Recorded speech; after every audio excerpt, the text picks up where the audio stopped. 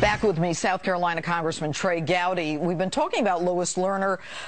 Congressman, I was looking at some of the emails and the testimony of IRS officials that apparently you have access to, which indicate that this isn't just a kangaroo investigation, that there is some meat to the allegations here. What can you tell us?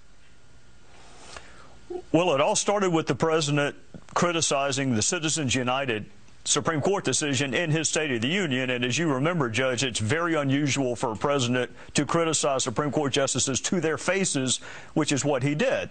And so that signaled to the IRS and others, it's open season on Citizens United. There are emails from Lois Lerner where she says perhaps the FEC, which is the Federal Election Commission, will save the day.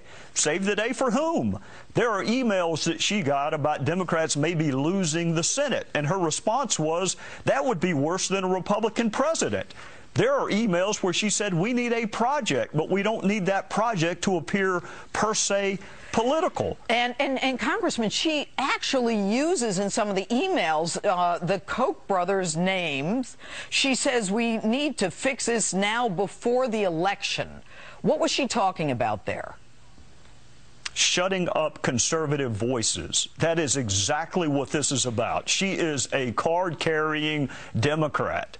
She did not want the president to lose, and she did not want the Republicans to take over the Senate. So when she says we need a project, but it doesn't need to appear per se political, her project was to shut up conservative voices. Frustrating. It has to be frustrating for you as a prosecutor. But I'm going to move on from that, Congressman. Yesterday at CPAC, Rand Paul won the straw poll for the second year in a row. Take a listen. There is a great and tumultuous battle underway for the future, not of the Republican Party, but the future of the entire country. All right. Do you think Rand Paul is going to run in 2016? I hope he does. I think he will. Sure. I want all the different voices, many of whom spoke at CPAC. I'll throw Tim Scott in that mix as well. I want all the voices on a stage treating one another with respect and civility, and let our fellow citizens decide who has the best vision for our country. And you know what, Congressman, the public wants politicians to treat each other with respect and civility, but it's almost as though now people are looking back and saying, you know, there are so many of these debates and primary debates that it kind of works against the candidates in the end. I mean, do you think they should reduce the number of debates? Yes, and I think we ought to behave better during the few that we have. So, yeah, I mean, we can't beat each other up and then expect everything to be, you know, and then sing Kumbaya for a couple of months before the general election. I think there ought to be fewer debates, and I think there ought to be better questions during the debates, which rules out most of the media types asking the questions. Fewer, more civility, more grace, and you know, let people know what you're for, not just what you're against. And that was the message at CPAC as well. But before I finish up with CPAC, let me ask you a question about Marco Rubio. He came in, I think, second last year, and this year he was second or third from the bottom. What do you attribute that to? Probably his pursuit of immigration reform, and look, I understand people being critical of that. They're critical of me because I'm on a judiciary committee that's having hearings about immigration reform. But I think Marco Rubio is an incredibly talented public official, and I hope he runs for president. I hope he's one of the voices up there.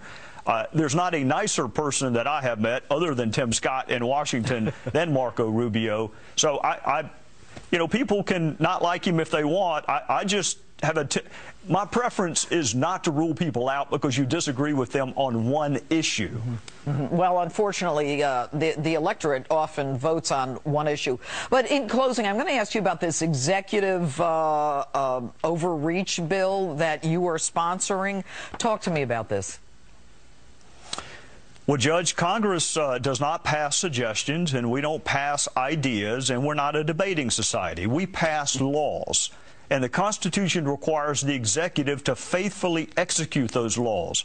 And when he or she does not, Congress ought to stick up for itself. You know, people talk about the power of the purse and impeachment. Those are punishments. I want the president to do his job, which is to faithfully execute the law.